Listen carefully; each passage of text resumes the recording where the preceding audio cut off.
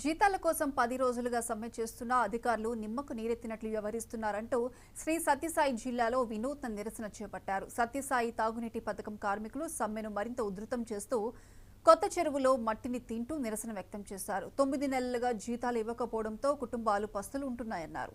అన్నానికి బదులు మన్ను తిని బ్రతకాలా అని ఆందోళన వ్యక్తం చేశారు.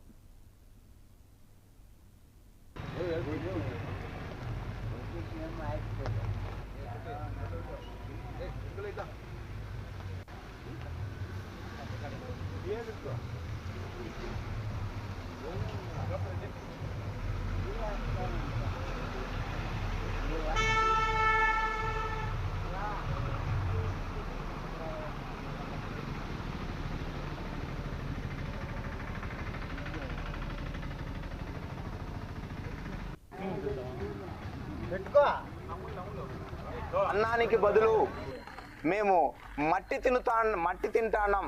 ఇప్పటికైనా అధికారులు ప్రజాప్రతినిధులు స్పందించాల్సిందిగా కోరుతున్నాం. ఎందుకంటే బాబా గారు ఎంతో సదుద్దేశంతో చేసిన ప్రాజెక్టు ఇది. 65 ఇవి పంప్ హౌసులు కట్టించినాడు.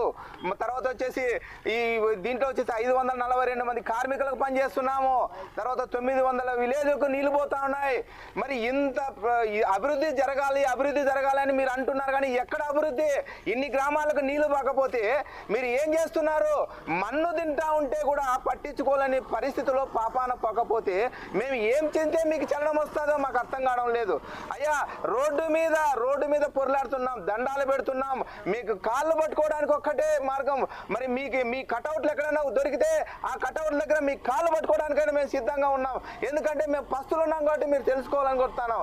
అయ్యా, ఈరోజు ఒకటే మీకు చెప్తా ఉన్నాం, ప్రాజెక్టు వయసు అయిపోయిందని మీరు దీన్ని మూసివేసిన దిశగా మీరేమన్నా అడుగులేస్తున్నారని అనుకుంటున్నారేమో.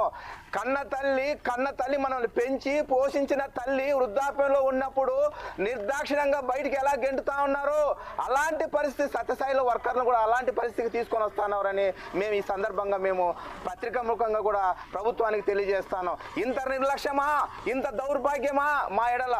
మేము చేసే తప్పేమిటి, పాపమేమిటి? మేము ప్రజలకు నీళ్ళు ఇవ్వడమే తప్ప మరి ప్రజల్ని నీళ్లు కరోనా టైంలో కూడా మా మిత్రులు కార్మికులు 2-3 కూడా మేము బలిదానాలుగా కరోనా టైంలో కరోనా సోకి 2-3 కార్మికులు కూడా చనిపోతే అలాంటి టైంలో కూడా మేము స్వచ్ఛందంగా బయటకు వచ్చి మేము నీళ్ళు ఇస్తా వచ్చినాం ప్రజలకి. మరి ప్రజలు మమ్మల్ని గుర్తిస్తూ ఉన్నారు. మరి అధికారులు ప్రభుత్వం ఎందుకు గుర్తించలేకపోతుందో మాకైతే అర్థం కాలేదు. ఈ స్కీమ్ మీద మీకు ఎందుకు నిర్లక్ష్యం మాకైతే అర్థం కాలేదు. చెప్పిన మాట నిలబెట్టుకొని ఇప్పటికైనా కానీ మమ్మల్ని గుర్తించండి. మేము ప్రజల్లో ఒక భాగమే, కార్మికుల మనలో మేము ఒక ప్రజల్లో భాగమే. మేము సత్యసాయి వార్తపై కార్మికులము.